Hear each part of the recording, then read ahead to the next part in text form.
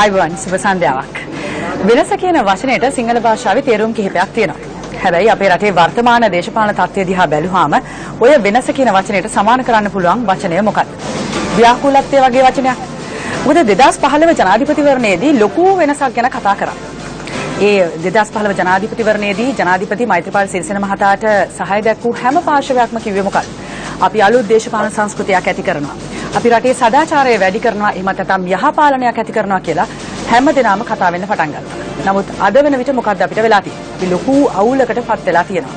රටක් විදියට, ජනතාව විදියට ඔබ බලා ඉන්නවා මේ අවුල මොකක්ද කියලා. පොදුවේ ගත්තොත් මොකක්ද වෙලා තියෙන්නේ? අපි දැන් ඡන්දය ඉවර වෙලා මාස 6ක් විතර ගත වෙලා තියෙනවා. අපි තාමත් කතා කරනවාද අපේ රටේ සංවර්ධනය ගැන, ආර්ථික දියුණුවක් ගැන, එහෙමත් නැත්නම් අධ්‍යාපනයේ යම් දියුණුවක් ගැන කතා කරනවා. ඒ මොකුත් නැහැ. අපි රටේ ඇති වෙලා තියෙන දේශපාලන අවුල, මේ ව්‍යාකූල තත්ත්වය විසඳ ගන්න බැරුව දැන් ඉන්නවා. එහෙම නේද දැන් තත්ත්වය ඇති වෙලා තියෙන්නේ? ඔබට හිතෙන්නේ නැද්ද මේ අපේ රටේ දිහා දැන් බලන් ඉන්න මේ ජාත්‍යන්තර, එහෙම නැත්නම් මේ විදේශීය ආයෝජක හිම මේ වෙනසට කැමතිද? මොකද්ද අපිට මේකෙන් සිද්ධ වෙන්නේ? ජාත්‍යන්තර වශයෙන් අපි තනි වෙනවා වගේ. ඕන් කැමති වේද අපේ රටට ආයෝජන ලබා දෙන්න? ඒ වගේ තත්ත්වයක් තමයි දැන් ඇති වෙලා තියෙන්නේ.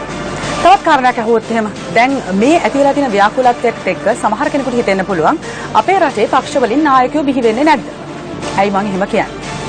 2005න් පස්සේ එක්සත් ජාතික පක්ෂයේ නායකයෙක් ජනාධිපති ධුරයට අපේක්ෂකයෙක් විදියට ඉදිරිපත් වෙලා නැහැ. 2010 දී ගත්තත් 2015 දී ගත්තත් ඔවුන් ඉදිරිපත් කළේ පොදු අපේක්ෂකයෙක්. සාමාන්‍ය වචනෙන් කියනවා නම් ටිකක් හය කරගත්ත ආකාරයේ අපේක්ෂකයෙක්. දැන් මේ තත්ත්වයේ හින්දා එක්සත් ජාතික පක්ෂයට මොකද වෙලා තියෙන්නේ? එක්සත් ජාතික පක්ෂයේ අර පොදු අපේක්ෂකයා හින්දා පොදු අපේක්ෂකයාට සහාය පළ කරේ ප්‍රතිවාදී අපේක්ෂකයාගේ සියලු වැරදි කියමු. නමුත් මේ අපේක්ෂක මහත්මයා එහෙම නැත්නම් මේ දැන් ඉන ජනාධිපතිතුමා යම් හේකින් නාම යෝජනා ලබා දුන්නොත් හිටපු ජනාධිපති මහින්ද රාජපක්ෂ මහතාට ජනාධිපතිවරණයේදී තමන්ගේ ප්‍රතිවාදියාට අපේක්ෂකට ලබා දුන්නොත් මොකද්ද වෙන්නේ? කොහොමද එක්සත් ජාතික පක්ෂය ඇතුළු මෛත්‍රීපාල සිරිසේන මහත්මයාට සහාය දැක්වූ කණ්ඩායම් මොන තත්ත්වයකටද පත් වෙන්නේ? ඕක තමයි දැන් හැමතැනින්ම ඇහෙන කතාව. ඉතිහාසයේ දැන් අපි ගත්තොත් අපේ දේශපාලන ඉතිහාසයේ දැන් ජනාධිපතිවරණ 7ක් විතර පැවැත්වලා තියෙනවානේ. මේ හැම ජනාධිපතිවරණයකට වැඩිය මේ පාර ජනාධිපතිවරණය සුවිශේෂී කියලා ඔබට හිතෙන්නේ නැද්ද? මොකද්ද හේතුව? ඒ ජනාධිපතිවරණ වලට වැඩිය දැන් මේ මාස 6ක් 7ක් ගත වෙලා තාමත් ජනාධිපතිවරණයේ අර ප්‍රතිවාදී කියන්නේ ප්‍රධාන අපේක්ෂකයෝ දෙන්නගෙනම තමයි හැමෝම කතා වෙන්නේ. එක් අපේක්ෂකයෙක් ජයග්‍රහණය කරා. නමුත් තාමත් අනිත් අපේක්ෂකයා බොහොම වැදගත් විදිහට එහෙමත් නැත්නම් බොහොම කැපී පෙනෙන ආකාරයෙන් දේශපාලන කරණියේ ඉන්නවා. ජනාධිපති මෛත්‍රීපාල සිරිසේන මහත්මයා මේ ජනාධිපතිවරණයට ඉදිරිපත් වෙද්දී මොකක්ද කිව්වේ? එතුමන් ඉදිරිපත් කරා මේ එක්සත් ජාතික පක්ෂය ඇතුළේ එතුමන්ට සහාය දැක්වූ කණ්ඩායම් එක්ක එතුමන් දින 100 වැඩපිළිවෙලක් ඉදිරිපත් කළා. ඒක එක දවස්වලට අපි මේ දවසට මේ දේ කරනවා. එහෙම විවිධ කාරණා තිබුණා මේ දින 100 වැඩපිළිවෙලට. එහි සාර්ථකත්වය පිළිබඳව විවිධ මත තියෙනවා. සමහරු කියනවා ඒක සාර්ථකයි කියලා, සමහරු කියනවා ඒක අසාර්ථකයි කියලා. එහෙමත් නැත්නම් මේ කියපු කමිටු, එහෙමත් නැත්නම් මේ කියපු යෝජනා සම්මත වුණේ නැහැ, විවිධ දේ කියනවා. දැන් මේ දින 100 වැඩපිළිවෙලනේ. ඔබට හිතෙන්නේ නැද්ද නිල නොලත් මට්ටමින් හිටපු ජනාධිපතිතුමා ඉදිරිපත් කළපු අර දින 200ක විතර වැඩපිළිවෙලක් විශේෂ සාර්ථකත්වයක් ලබාගෙන තියෙනවා කියලා. ඒක කොල කෑල්ලක ලියවිච්ච වැඩපිළිවෙලක් නෙමෙයිනේ. එතුමන්ගේ ওই දින 200ක විතර වැඩපිළිවෙල පන්සල කේන්ද්‍ර කරගනිමින් ආරම්භ වෙච්ච වැඩපිළිවෙලක්. නමුත් අද ආපස්සට හැරලා බලද්දී මේ වැඩපිළිවෙල දෙකේම සාර්ථකත්වය හිතලා බැලුවොත් මහින්ද රාජපක්ෂ මහත්මයාව නැවත දේශපාලන කරලියට ගෙනීමේ ඒ වෑයමත් බොහෝ දුරට සාර්ථක වෙලා තියෙනවා කියලා හිතුණා. ගිය සිකුරාදා එක්සත් ජනතා නිදහස් සන්ධානයෙන් ප්‍රකාශ වීමත් එක්ක එක්සත් ජනතා නිදහස් සන්ධානයෙන් මෛත්‍රීපාල මහින්ද රාජපක්ෂ මහතාට නාම යෝජනා ලැබෙනවා කියලා. හැබැයි ඒක ගැනත් විවිධ මත විවිධ දේවල් ප්‍රකාශ වෙනවා. ඔබ අන්තර්ජාලය බලනවා නම් එහෙම නැත්නම් පත්තරවල හැමතැනම වාර්තා වෙනවා විවිධ අදහස්. ඒකට හේතුව දැන් මෛත්‍රීපාල සිරිසේන ජනාධිපතිතුමා කිසිම තැනක සඳහන් කරේ නැහැ. එතුමන් ප්‍රකාශයක් කළේ නැහැ හිටපු ජනාධිපතිතුමාට නාම යෝජනා ලබා දෙනවා කියලා. සුසිල් ප්‍රේමචන්ද්‍ර මහත්මයා ප්‍රකාශ කරාට නමුත් මෛත්‍රීපාල සිරිසේන මහතාගෙන් ජනාධිපතිතුමාගෙන් අපි එවැනි ප්‍රකාශයක් දැක්කේ නැහැ. ඉතින් ඇත්තටම දැනටත් මිනිස්සුන්ට ප්‍රශ්නයක් තියෙනවා. හැමතැනම කතා වෙන්නේ ඔබ කඩපිලට ගියත් මගතොතේ බස් එකකට නැග්ගත් ඔබට ඇහෙනවා ඇති. දැන් හැමෝම කතා වෙන්නේ ඇත්තටම දැන් නාම යෝජනා දෙනවද? දෙනවා නම් එක්සත් ජනතා නිදහස් සන්ධානය, ශ්‍රී ලංකා නිදහස් පක්ෂයෙන් දෙතුමන් ඉදිරිපත් වෙන්නේ, එහෙම නැත්නම් වෙනත් පක්ෂයකින් ඉදිරිපත් වෙන්නේ. හැම දිනකටම තියෙන ප්‍රශ්නේ. ඔකට පිළිතුරක් කියන්නේ මේ ගැටලු සහගත බව ඇති වෙන්න හේතුවක් වුණා නේද පහුගිය දවසක හිටපු ජනාධිපතිනි චන්ද්‍රිකා කුමාරතුංග මහත්මිය කරපු ප්‍රකාශය. ඔබ සියලු දෙනාම දන්නවා හිටපු ජනාධිපතිනි චන්ද්‍රිකා කුමාරතුංග මහත්මිය මෛත්‍රීපාල සිරිසේන මහතාව ජනාධිපති ධුරයට පත් කිරීම සඳහා කෙතරම් කාර්යභාරයක් ඉටු කළාද කියලා. ඔබට මතක ඇතිනේ කාලයක් එතුමිය ගැන ඊතරම් දේශපාලන වේදිකාවේ කතා වෙන්නේ නැතුව තිබුණත් මේ පහුගිය ජනාධිපතිවරණයත් එක්ක එතුමිය ගැන බොහෝ සෙයින් කතා වෙන්න පටන් ගත්තා. මොකද එතුමිය මේ ජනාධිපතිතුමාව එක්සත් ජාතික පක්ෂයේ ප්‍රමුඛ සංධානයෙන් අපේක්ෂකයා විදිහට ඉදිරියට ගේන්න විශාල වැඩ කොටසක් කරයි කියලා බොහෝ දෙනෙක් කියන්න පටන් ගත්තා. එතුමියත් ඒ පිළිබඳව බොහෝ කාරණා කිව්වා. නමුත් මම ඔබට මතක් කරලා දෙන්න අපි සූදානම් දැන් පහුගිය දවසක දැන් දින දෙකකට විතර ඉස්සෙල්ලා හිටපු ජනාධිපතිනි චන්ද්‍රිකා කුමාරතුංග මහත්මිය මොකද කිව්වේ කියලා හිටපු ජනාධිපති මහින්ද රාජපක්ෂ මහතාට නාම යෝජනා දීම සම්බන්ධයෙන් මම තාම මුකුත්ම දන්නේ නැහැ මට දැනුම් දීලත් නැහැ මේ මොන වුණාද කියලා අපි පස්සේ මේක මොකද්ද කියලා බලලා ඉවරලා ඔයගලන්ට කියන්නම් අපි තාම දන්නේ නැහැ මොනවද වෙලා තියෙන්නේ කියලා කිසි දෙයක් කියලා නැහැ අපි පස්සේ හොයලා බලලා කියන්නම් මහින්ද රාජපක්ෂ මහත්තයා එනවලු එතුමිය මොකද කිව්වේ පස්සේ හොයලා බලලා කියන්නම් කිව්වා හැබැයි දැන් දින දෙකක් විතර වෙනවා තාම නම් නිල වශයෙන් මුකුත් ප්‍රකාශ වුණේ නැහැ ඔබ විමසිල්ලෙන් ඇති මොකද්ද මේ වෙන්නේ කියලා. සිකුරාදා වෙනකොට බොහෝ දෙනෙක් දැන් මහින්ද රාජපක්ෂ මහත්මයා දේශපාලනයට නැවත එනවට එක්සත් ජනතා නිදහස් සන්ධානයෙන් නැවත මෙවර මේ මහමැතිවරණ ඉදිරිපත් වෙනකොට ගොඩාක් කැමැත්තෙන් හිටපු පිරිස බොහෝ සෙයින් සතුටු වුණා. හරි. එතුමන් නැවත දේශපාලනයට එනවා එක්සත් ජනතා නිදහස් සන්ධානයෙන් කියලා. දැන් මේ ඔබ දැකපු ආකාරයේ ප්‍රකාශ දැක්කම ඔබට මොකද හිතෙන්නේ? මහින්දට නාම යෝජනා ශ්‍රී ලංකා නිදහස් පක්ෂයේ කොයිබටද? ඔය වගේ ප්‍රශ්නයක් දැන් ඔබේ හිතේ තියෙනවා ඇති කියලා මට හිතෙනවා. දැන් අනිත් පැත්ත ගත්තොත් එහෙම මහින්ද රාජපක්ෂ මහත්මයාට එක්සත් ජනතා නිදහස් සන්ධානයේ නාම යෝජනා ලැබුණොත් ජනාධිපති මෛත්‍රීපාල සිරිසේන මහත්මයාට මොකද වෙන්නේ? ජනාධිපති මෛත්‍රීපාල සිරිසේන මහත්මයා සියලු වේදිකාවල ඉදිරිපත් කරේ හැමදාම කතා කරේ මහින්ද රාජපක්ෂ මහත්මයා ප්‍රමුඛ ඒ හිටපු ආණ්ඩුවේ සහ එතුමන් වටා සිටි පිරිසේ අඩුපාඩු වංචා දූෂණ මේ සියලු දේ කියලා තමයි එතුමන් Tamanට මිනිස්සුන්ව ආකර්ෂණය කරගත්තේ. 62 ලක්ෂයක් ජනතාව එතුමන්ට ඡන්දය පාවිච්චි කරා. එතකොට දැන් හදිස්සිය හරි ජනාධිපති මෛත්‍රීපාල සිරිසේන මහත්මයා නිල වශයෙන් ප්‍රකාශයක් කරලා කිව්වොත් ඔව් මහින්ද රාජපක්ෂ මහත්මයාට මම ජනාධිපති මේ මහමැතිවරණයේදී ඉල්ලන්න අවස්ථාව ලබා දෙනවා කියලා නිල ප්‍රකාශය එතුමන්ගෙන් ප්‍රකාශ වුණොත් ඒ කියන්නේ එතුමන් අර 62 ලක්ෂයක් ජනතාවට ද්‍රෝහී වුණා වගේ හැඟීමක් සමහර කෙනෙකුට හිතෙන්න පුළුවන්. දැන් අපි ටිකකට ඉස්සෙල්ලා අර ඔබට පෙන්වපු ඒ වොයිස් කට් එක එහෙමත් නැත්නම් ඒ කතා කරපු හිටපු ජනාධිපතිනි චන්ද්‍රිකා කුමාරතුංග මහත්මියත් මහින්දපාල සිරිසේන මහත්මයාට නැති වෙනව නේද ඔය විදිහට නාම යෝජනා දෙනවයි කියලා කිව්වොත් ඒක නත් හිතන්න වෙනවා. තවත් පැත්තක් තියෙනවා. සාමාන්‍ය ජනතාව දැන් එක්සත් ජාතික පක්ෂයේ ප්‍රමුඛ කට්ටියනේ එක්සත් ජාතික පක්ෂයේ ප්‍රමුඛ ඍජුව හෝ වක්‍රව මෛත්‍රීපාල සිරිසේන මහත්මයාට සහාය පළ කරන් හිටපු අර පිරිස ඔක්කොම දැන් අසරණ වෙනව නේද මොකද්ද මේ වුනේ කියලා. හැබැයි තවත් 58 ලක්ෂයක් පිරිස බොහොම සතුටු වෙනවා අපේ අපේක්ෂක මහත්මයාට අපේ හිටපු ජනාධිපතිවරයාට නැවත දේශපාලන වේදිකාවට එන්න පුළුවන් එතුමන්ට නාම යෝජනා ලැබෙනවයි කියලා. මේ අවුල තමයි දැන් හැමතැනම හැමදෙනාගේම හිතවල තියෙන්නේ. ඒ සමහර කෙනෙක් හිතනවා අර මෛත්‍රීපාල සිරිසේන මහත්මයා ඔය පිළිබඳව ප්‍රකාශයක් කරානේ පසුගිය දවසක තමන් ආරම්භ කරපු දේශපාලන විප්ලවය ආයි හැරෙන්න දෙන්නේ නැහැයි කියලා. එතුමන් නැවතත් මහින්ද රාජපක්ෂ මහත්මයාට නාම යෝජනා දෙනවද නැද්ද කියන එක කිව්වේ නැති වුණත් මේ වෙලාවේ වැදගත් වෙයි අපේ මේ පෙළගැස්ම හදාගෙන යද්දී ඔබ ආයි නරඹුවොත් මෛත්‍රීපාල සිරිසේන මහත්මයා මේ ගැන මොකද කිව්වේ කියලා. ඔබට බලන්න පුළුවන් වෙයි එතුමන් මොකද්ද කිව්වේ කියලා. එදා එතුමන් පැහැදිලිවම කිව්වා මම අර එදා ආරම්භ කරපු ඒ විප්ලවය නැවතත් වෙනත් පැතිවලට යන්න දෙන්නේ නැහැයි කියලා. මොකද මේ වෙලාවේ ගොඩක් දෙනෙක් බලාගෙන ඉන්නේ මෛත්‍රීපාල සිරිසේන මහත්මයා මොකද්ද මේ ගැන කියන්නේ කියලා. රටේ ජනතාව විතර ඔබ සියලු දෙනාම බලාගෙන ඉන්නවා. ඔබට මතක ඇතිනේ දැන් මීට ඉස්සෙල්ලා 2000 නෑ අපි බලලේ මොකද එදා එතුමා කිව්වේ කියලා. ජනවාරි 8 වෙනිදා කරන ලද රටේ ජනතාවගේ නිහඬ විප්ලවයක් ජනවාරි 8 පරිවර්තනයෙන් මේ රටේ ජනතාව බලාපොරොත්තු අරමුණු පරමාර්ථයක් කිසිසේත්ම ආපසු හරවන්න කිසි කෙනෙකුට ඉඩ තියන්නේ නැහැ කියන එක මම බොහොම පැහැදිලිව සඳහන් කරන්නට ඕනේ. මම අවුරුදු 49ක දේශපාලන අත්දැකීම් තියෙන කෙනෙක්. මම මේ හදිස්සිය දේශපාලනයට ආපු කෙනෙක් නෙවෙයි තමුන්නාන්සලා දන්නවා. ඒක නිසා මම මගේ තිබෙන අත්දැකීම් එක්ක වැඩ කරන අපේ පිරිස් සමග අද ගත්තොත් අගමැතිතුමා සහ ඇමති මණ්ඩලය ඒ වගේම මම ශ්‍රී ලංකා නිදහස් පක්ෂයේ සභාපති විදිහට කටයුතු කරන පක්ෂයක් විදිහට ගන්න යම් තීන්දුව తీරන ඒ සියල්ල තුල මම බොහොම පැහැදිලිව මගේ තීන්දුව తీරන මම ක්‍රියාත්මක වෙන්නේ ජනවාරි 8 වෙනිදා සිදු වූ පරිවර්තනය ආරක්ෂා වෙන විදිහට තියෙන එක මම බොහොම පැහැදිලිව සඳහන් කරන්නට ඕනේ. ජනවාරි 8 වෙනිදා ආරම්භ කරපු ඒ විප්ලවය අනිවාර්යයෙන්ම ඉදිරියට කරගෙන යනවා. එහි කිසිම වෙනසක් වෙන්නේ නැහැ කියලා ජනාධිපතිතුමා කිව්වා. ඒ වගේම එතුමන් කිව්වා මම මේ දේශපාලනේ මේ අත්හදා බැලීම් කරනවා නෙමෙයි. අනිවාර්යයෙන්ම එතුමන්ගේ පැත්තෙන් එතුමන් කියන්න උත්සාහ කරන්නේ යම් දැක්මක් ඇතුව එතුමන්ගේ ප්‍රතිපත්ති ඉදිරියට ගෙන යනවා කියලා. කොහොම වුණත් අපි මේ එක පැත්තක් විතරක් කතා කරනවා වගේ මේ පිළිබඳව කතා කරනකොට මේ විදිහට මේ ඉදිරිපත් කරනකොට මහින්ද පාර්ශවයෙන් එක්සත් ජනතා නිදහස් සන්ධානයේ මහින්ද රාජපක්ෂ මහත්මයාට කැමැති පිටසක් ඉන්නවනේ. ඔවුන්වත් නියෝජනය වෙන විදිහට අපි උත්සාහ කරා සත්‍ය වැඩසටහන සම්බන්ධ කරගන්න හිටපු ජනාධිපති මහින්ද රාජපක්ෂ මහත්මයාව. නමුත් එතුමන්ගේ මාධ්‍ය ලේකම් රොහන් බැලිවිට මහත්මයා කිව්වේ මේ අවස්ථාවේ මේ දැන් තියෙන දේශපාලන තත්ත්වය තුළ අදහස් ප්‍රකාශ කිරීමට නොහැකි බව එතුමන් කිව්වා. ඒ වගේම එතුමන් සඳහන් කරා ඉදිරියේදී මේ තත්ත්වය සාමාන්‍යතර හැරුණාන් පස්සේ අනිවාර්යයෙන්ම අපිත් එක්ක සම්බන්ධ වෙලා මේ වැඩසටහනේදී ඔවුන්ගේ අදහස ප්‍රකාශ කරනවා කියලා. අපි කෙටි විරාමයකට යනවා. යලිත් හමු වෙමු සත්‍ය වැඩසටහන සමග.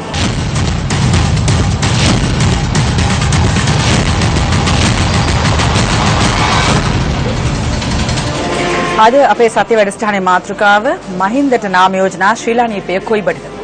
අපි සම්බන්ධ කරගත්ත ප්‍රේක්ෂකෙක්ව දුරකථනය ඔස්සේ මහින්ද මහත්මයා ඉන්නවා බෙලිගලින්. ඔබතුමන්ගේ අදහස ප්‍රකාශ කරන්න. චේතනා මේ අවස්ථාව ලබා දීම ගැන බොහොම ස්තුතියි. මේ මොකද අපි ලක්ෂ 62ක් මේ මෛත්‍රීපාල මහත්තයාට දුන්නේ මහින්ද මහත්තයාට අවුරුදු දෙකක් තියෙද්දිනේ. ඉතින් මේ එතුමාට තව අවුරුදු දෙකක් කරන්න තියෙද්දි නමුත් එතුමා කරන්නේ නැතුවනේ මේ හදේ තන්දියක් තිබ්බේ. ඉතින් මේ හුඟක් මෛත්‍රීපාල මහත්තයා ගැන බලාපොරොත්තු ඇතුව තමයි මේ එතුමා බලයටපත් වෙන්නේ. ඒ අවස්ථාවේ වෙනකොට අපි දැන් බලාපොරොත්තු වෙන්නේ මහින්ද මහත්තයා ප්‍රතික්ෂේප කරපු නිසා එතුමාට අපේක්ෂකත්වය ලබා ගැනීම මම හිතන්නේ ඇත්තට සුදුසුයි කියලා උචිතයි කියලා. මොකද මෛත්‍රීපාල මහත්තයා කියවනේ මේ මහින්ද මහත්තයා බලයට ආව නම් එතුමා මෙලහකට අලියක් යට ඉන්නේ කියලා. ඉතින් එහෙම එකක් තියෙද්දි අනික් අයගේ අදහස් අහන්න නැතුව සාකච්ඡා කරනකොට මොකද තමන්ගේ කතාවගේ කට්ටියක සිටියනේ. තන්නිකා මැඩම් ඉන්නවා ඊළඟ රාජ්‍ය මහත්තයලා ඉන්නවා ඒ කට්ටියත් එක්ක සාකච්ඡා කළා මේ වගේ තීරණයක් ගත්තා නම් හොඳයි කියලා තමයි මට හිතෙන්නේ. බොහොම ස්තුතියි ඔබතුමන්ගේ අදහස් දැක්වීමට.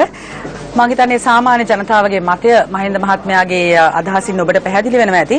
දැන් බොහෝ දෙනෙක් මේ විදිහේ අදහස් ප්‍රකාශ කරනවානේ මේ මහින්ද මහත්මයා නැවත දේශපාලනයට පිවිසීම පිළිබඳව.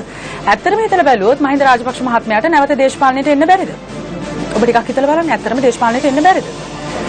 එන්න පුළුවන් අපි ඉන්නේ ප්‍රජාතන්ත්‍රවාදී රටක. එතුමන්ට මේ ප්‍රජාතන්ත්‍රවාදී අයිතියක් තියෙනවා නැවත දේශපාලනයට එන්න. තවත් පැත්තක් හිතලා බැලුවොත් එහෙම අඩු වැඩි වශයෙන් එතුමන්ට ඉල්ලුමකුත් තියෙනවා. ඔබට පුවත්පත් බැලුවොත් එහෙම නැත්නම් මේ මාධ්‍ය දිහා බැලුවොත් එහෙම එතුමන්ට ඉල්ලුමක් අඩු වැඩි වශයෙන් තියෙනවා කියනක ඔබට පැහැදිලි වෙනවා ඇති. නුගේගොඩින් ආරම්භ වෙච්ච ඒ ජනගඟ එතුමන්ට පක්ෂව අවසානයේ වෙද්දී විශාල ජනගඟක් බවට පත් වුණා. තවත් කාරණයක් ගත්තොත් එතුමන් ජනප්‍රියයි. සමහර කෙනෙකුට එතුමන් හොඳ දේ සඳහා ජනප්‍රියයි. එතුමන් යුද්ධය අවසන් කරා බොහෝ කාරණා තියෙනවා හොඳ පැත්තට.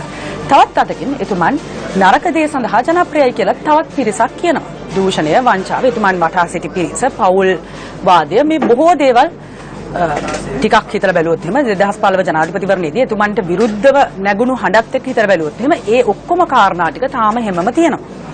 සමහර මේ දැන් වංචා දූෂණ සම්බන්ධ දේවල් නම් ඔප්පු වුණේ නැහැ. නමුත් අර සමස්තයක් විදිහට ගත්තොත් එහෙම එතුමන්ට ඡන්දය ඉල්ලන්න අපහසුාවක් එහෙම නැත්නම් බාධාවක් ඇති වෙන්න විදිහක් නෑ. මෙතන ප්‍රශ්නේ තියෙන්නේ එතුමන් ඉල්ලන්නේ මොන පක්ෂයෙන්ද මොන ලකුණෙන්ද? ඕකනේ හැමදේටම තියෙන ප්‍රශ්නය.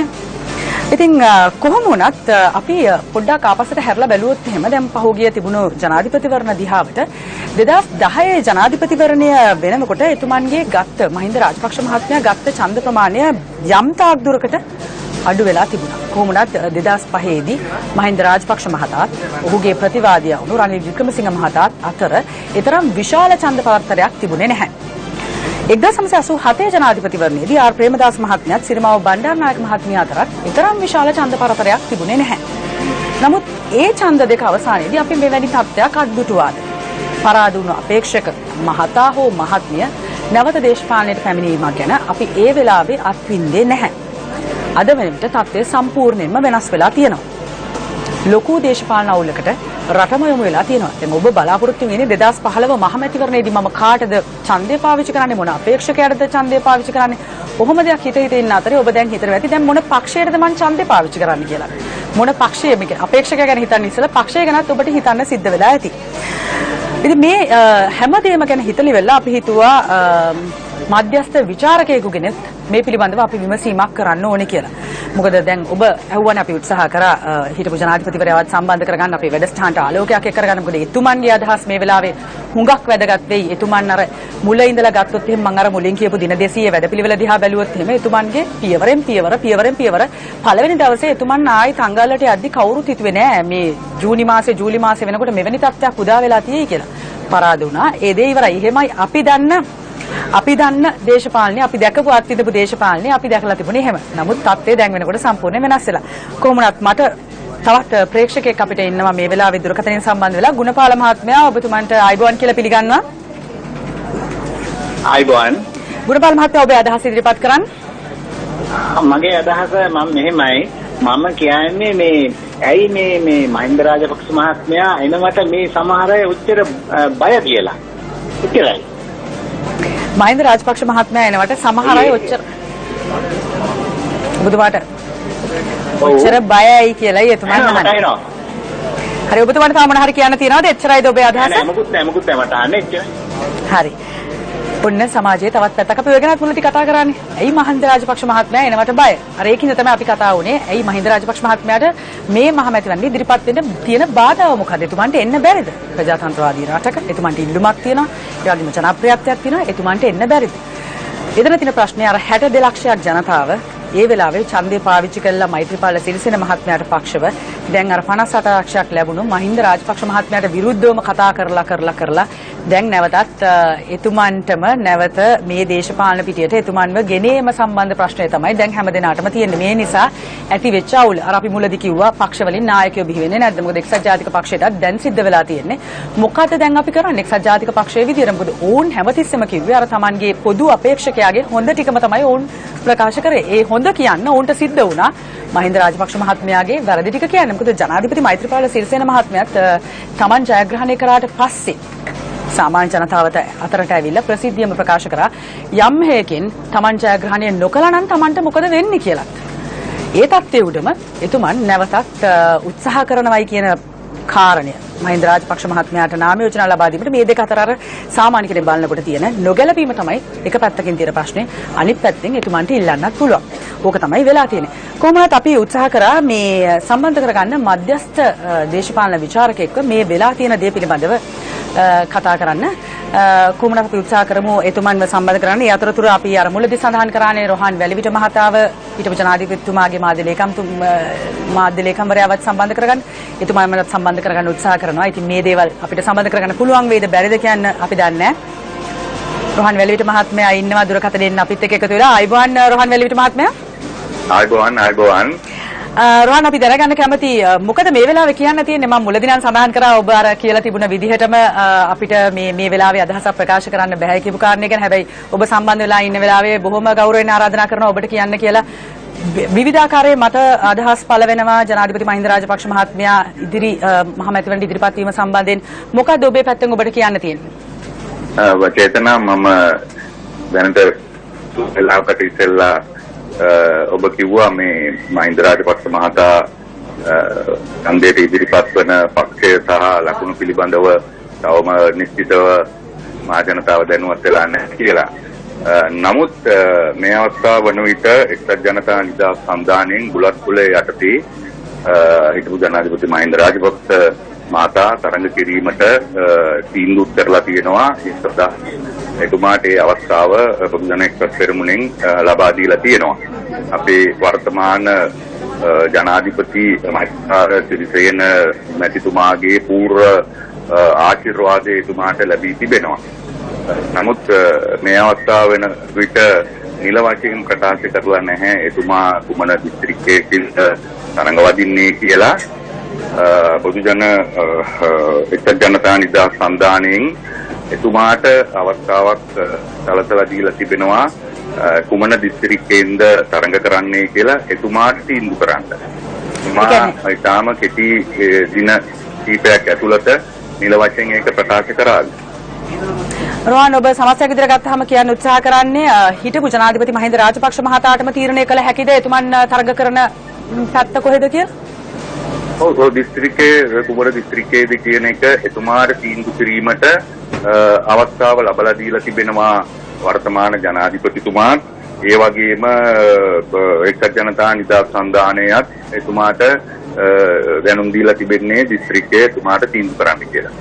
දැන් අපි මාධ්‍යෙන් රෝහන් නිල වශයෙන් දැක්කේ නෑ හිටපු මේ දැන් ඉන්න වර්තමාන ජනාධිපතිතුමා මේ සම්බන්ධයෙන් ප්‍රකාශයක් කරනවා. ඒ කියන්නේ ඔබ බෙහෙවින්ම කියන්නේ මේ සම්පූර්ණයෙන්ම තහවුරු කරලා කියනවා ජනාධිපති මෛත්‍රීපාල සිරිසේන මහතාගේ සුභාශිංසන එහෙමත් නැත්නම් එතුමාගේ ආශිර්වාදය තියෙනවා හිටපු ජනාධිපතිතුමාට නැවත ඡන්දය සඳහා ඉදිරිපත් වීමට. ඔව් ඉතාම වගකීමෙන් කියනවා වර්තමාන ජනාධිපතිතුමාගේ ආශිර්වාදය මත හිටපු ජනාධිපතිතුමා එළඹෙන මහමැතිවරණයට එක්සත් ජනතා නිදහස් සන්ධානයෙන් තරඟ කරනවා. බොහොම ස්තුතියි රෝහන්. බොහොමත්ම ස්තුතිවන්ත වෙනවා අද දවසේ අපිත් එක්ක සම්බන්ධ වුණාට. මොකද අපි වැඩසටහන ආරම්භයේ සිටම උත්සාහ කළා හිටපු ජනාධිපති මහින්ද රාජපක්ෂ මහතාව වැඩසටහනට සම්බන්ධ කරගන්න. එතුමන්ගේ මාධ්‍ය ලේකම්තුමා සම්බන්ධ වුණා. බෙහෙවින්ම ස්තුතිවන්ත වෙනවා. දැන් අපි උත්සාහ කරනවා මේ අපේ අද කතා කරපු කාරණාව සම්බන්ධයෙන් මධ්‍යස්ථ මතධාරී දේශපාලන විචාරකයෙක් සම්බන්ධ කරගෙන එතුමන්ගේ අදහස් විමසලා බලන්න. මොකද බොහෝ දෙනා බොහෝ දේවල් කියනවා. දැන් තහවුරු වෙලාම කිව්වා හිටපු ජනාධිපතිතුමාගේ මාධ්‍ය ලේකම්තුමා රෝහන් වෙල්විට මහත්මයා නෑ අනිවාර්යයෙන්ම එක්සත් ජනතා නිදහස් සන්ධානයෙන් ඉදිරිපත් වෙනවා කියලා. අපි මුලින් ඉඳලා පෙන්නුවා චන්ද්‍රිකා කුමාරතුංග මහත්මිය කියපු දේවල්. චන්ද්‍රිකා කුමාරතුංග මහත්මිය ශ්‍රී ලංකා නිදහස් පක්ෂයේ උපදේශිකාවක් විදිහටත් ඉන්නවා. එතුමිය බොහොම පැහැදිලිව මේ වෙලාවේ නම් ප්‍රකාශ කරේ තාම පක්ෂයෙන් තීන්දුවක් අරගෙන නැහැයි කියලා. බලමු අත ලකුණු යටතේ කොහොමද මේ බුලත් කොලේ යටතේ කොහොමද මේ ඉදිරිපත් වෙනවා කියන කාරණේ අර නිල වශයෙන් ප්‍රකාශන වුණාට දැන් මාධ්‍ය ලේකම්තුමා නම් පැහැදිලි කරලා කිව්වා නෑ අනිවාර්යෙන් ජනාධිපතිතුමාගේ සුභාශිංසන තිනවා හිටපු ජනාධිපති මහින්ද රාජපක්ෂ මහතා ඉදිරිපත් වන්නේ එක්සත් ජනතා නිදහස් සන්ධානයෙන් කියන එක. අපි සම්බන්ධ කරගමු අශෝක අබේගුණවර්ධන මහතාව. එතුමාන් දේශපාලන විචාරකයෙක්. අපි කැමති අයිබෝන් ඔබතුමන්ට. අයිබෝන්. අපි කැමති ඔබතුමන්ගෙන් දැනගන්න දැන් මේ තත්ත්වය දිහා මධ්‍යස්ථ ලෙස බලද්දී ඔබතුමන්ට මොකක්ද කියන්න තියෙන්නේ? ඇත්ත වශයෙන්ම ජනාධිපති මෛත්‍රීපාල සිරිසේන මැතිතුමා ඊටාම අසීරු ගමනක් යන්නේ. මොකද එතුමාට පක්ෂයක් නැතුව තමයි එතුමා ජනාධිපතිවරු ලබා ගත්තේ සහ දැන් ඉදිරි වසර 5 සඳහා වැඩපිළිවෙල දියත් කරන්න සිද්ධ වෙලා තියෙනවා. එතුමාට තමන්ගේ ජනාධිපති ධූරයේ යන සටනේ ගමනේදී එතුමාගේ ප්‍රධාන ප්‍රතිවිරුද්ධකාරයා වෙච්ච රනිල් වික්‍රමසිංහ මහත්මයාත් සමග සන්දානගත වෙන සිදු වුණා ජනාධිපති ධූරය ලබා ගැනීමට. එහිදී එතුමාගේ දවස්සියේ වැඩපිළිවෙල දියත් කිරීමට එතුමාගේ ප්‍රධාන සටන් සගයා ලෙස තෝරගන්න සිද්ධ වුණේ ප්‍රතිවිරුද්ධ පාර්ශවයේ හිටපු රනිල් වික්‍රමසිංහ. එතුමා තමයි අගමැති බවට පත් කරේ.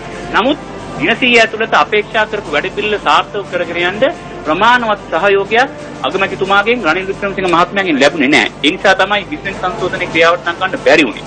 දැන් එතුමා ඊටත් වඩා අසීරු අභියෝගයකට මුහුණ දීලා තියෙනවා. ඊළඟ අවුරුදු 5ට එතුමා පොරොන්දු වෙච්ච ප්‍රතිපත්ති ක්‍රියාවට නැංවීම සඳහා දැන් පක්ෂයක බලය තහවුරු කිරීමේ අවශ්‍යතාවය මතුවලා තියෙනවා. ඒ නිසා මේ වතාවේ අපට තේරුම් ගන්න සිද්ධ වෙනවා මෙතුමා මුහුණ දෙන අභියෝගයේ ඒ කියන්නේ ඊළඟ වටේ අවුරුදු 5 ඒ ගමන යාම සඳහා එතුමාට අත්‍යවශ්‍යයෙන්ම ශ්‍රී ලංකා ජාතික පක්ෂයේ බලය තහවුරු කිරීමේ වැඩපිළිවෙලේ කොටසක් විදිහට මහින්ද රාජපක්ෂ මහත්මයා සංඝ යම්කිසි සම්මුතියකට එන්න අවශ්‍ය වෙලා තියෙනවා. දැන් ඒක සිදු වෙමින් පවතිනවා. නමුත් වඩාත් වැදගත් කාරණේ ඒක නෙවෙයි. එතුමා පරාජය කරපු මහින්ද රාජපක්ෂ මහත්මයාව ඊළඟ අවුරුදු 5 තුළදී සම්බන්ධ කරගත්තන් පස්සේ මේ වැඩපිළිවෙල අවුල් නොකරගෙන කකුලෙන් අදිනවා නම් ඒකට අභියෝගයට මුහුණ දීමට යම් සඳහා මොකද්ද මෛත්‍රීපාල සිරිසේන මැතිතුමාට තියෙන වැඩපිළිවෙල කියන එක තමයි ඔබතුමා හිතන විදිහට දැන් මම ඔබතුමාගෙන් අබේගුණවර්ධන මහත්මයා දැන් හෙළවුරුමයත් මේ එක්සත් ජනතා නිදහස් සන්ධානයෙන් කැඩලා ගියා. මේ තත්ත්වය කොයිතරම් දුරට එක්සත් ජනතා නිදහස් සන්ධානයට බලපායිද? ඇත්ත වශයෙන්ම එක්සත් ජනතා නිදහස් සන්ධානයෙන් හෙළවුරුමේ කැඩලා ගියේ ජනාධිපතිවරණ වෙලාවේ. එහිදී ඒ ගත්ත නිර්භීත පියවර හරහා තමයි මෛත්‍රීපාල සිරිසේන මැතිතුන් එළියට බැස්සේ. ඒ වගේම ජනාධිපතිවරු දක්වා ගමන ගියේ. ඉන්පසු දින 100 වැඩපිළිවෙල තුළ ජාතික හෙළවුරුමේ ඉතා අකමැත්තෙන් වුණත් අගමැති UNP එකේ රනිල් සමග දින 100 වැඩපිළිවෙල ක්‍රියාත්මක කරන්න උත්සාහ කළා. දැන් ඒකේ යම් ජයග්‍රහණ ලබා ගත්තත් වෙන සංශෝධනය වැනි ප්‍රධාන දේවල් කරගන්න බැරි වුණා. දැන් ආපහු වතාවක් මහින්ද රාජපක්ෂ මහත්මයා සමග එකතු වෙලා මේ ගමන යන්න පුළුවන්ද බැරිද කියන ප්‍රශ්නයේදී මම හිතන්නේ ඉතා සාධාරණයි ජාතික ලෝරුමේ මේ නගර ප්‍රශ්නය. නමුත් මෛත්‍රීපාල සිරිසේන මැතිතුමාට වැඩපිළිවෙලක් තිබිය යුතුයි මේ ජාතික ලෝරුමේ වගේ Tamanගේම මේ ගමනේ සිටින අත්‍යවශ්‍ය සටන් සගයන් රැක ගැනීම සඳහා රඳවා ගැනීම සඳහා යම්කිසි වැඩපිළිවෙලක් අද මේ මොහොතේ අවශ්‍ය වෙලා තියෙනවා. අපි දෙවින්ම ස්තුතිවන්ත වෙනවා. මේ තියෙන ගැටලුව දුක් ගැනවිල තේරුම් ගන්න පුළුවන් වුණත් ඒ සඳහා යම් ප්‍රතිකර්මයක් ඉදිරිපත් කිරීමේ වගකීම අද ජනාධිපති මෛත්‍රීපාල සිරිසේන මැතිතුමාට පැවරලා තියෙනවා. බොහොම ස්තුතියි ඔබතුමාන්ට අපේ වැඩසටහන සමග සම්බන්ධ වීම පිළිබඳව අපි ස්තුතිවන්ත වෙනවා. මොකද හිතෙන්නේ අද දවසේ වැඩසටහන සත්‍ය වැඩසටහන දිහා බැලුවාම අපි විවිධ පාර්ශව පැත්තෙන් විවිධ පැතිවලින් අපේ ප්‍රධාන මාතෘකාව පිළිබඳව කතා කරා. පොදුවේ ඔබට කියන්න තියෙන්නේ අපි දැන් කතා කරන්නේ ජනාධිපතිවරණයක් ගැන නෙමෙයි 2015 පාර්ලිමේන්තු මැතිවරණය පිළිබඳව. ඔබට තියෙන ඔබේ වටිනා ඡන්දයේ තියෙන මිල අමතක කරන්න එපා. මේ සිද්ධ වෙන දේවල් දිහා ඇස් අරගෙන බලන් ඉන්න, බුද්ධියෙන් බලන්න මොකක්ද වෙන්නේ කියන කාරණය. හැබැයි ඔබේ ඒ වටිනා ඡන්දයට මිලක් තියෙනවා. ඒ අමතක කරන්න එපා. ඔබේ ඡන්දය පිරිසිදු දේශපාලඥයන්ට මොකද අපි හැමදෙනාම අපි එදත් කතා කරා අපි පිරිසිදු පාර්ලිමේන්තුවක් පිළිබඳව සිහින දකිමින් ඉන්නවා. ඉතින් ඒ පිළිබඳව තමයි දැන් අපි හිතන්න ඕනේ. ඔබේ ඡන්දය දූෂණයෙන් තොර, වංචාවෙන් තොර, ස්ත්‍රී දූෂකයෙක් නොවන පුද්ගලයෙකුට පාවිච්චි කරලා ඒ අපේ മന്ത്രിතුමා කියලා ආඩම්බරයෙන් කියන්න පුළුවන් පාර්ලිමේන්තුවක ඉන්න മന്ത്രിවරුන් පිරිසක් පිළිබඳව අපි කතා කරමු. හෙට හවස 6:00 සත්‍ය වැඩසටහනෙන් හමු වෙමු. සුබ රාත්‍රියක්.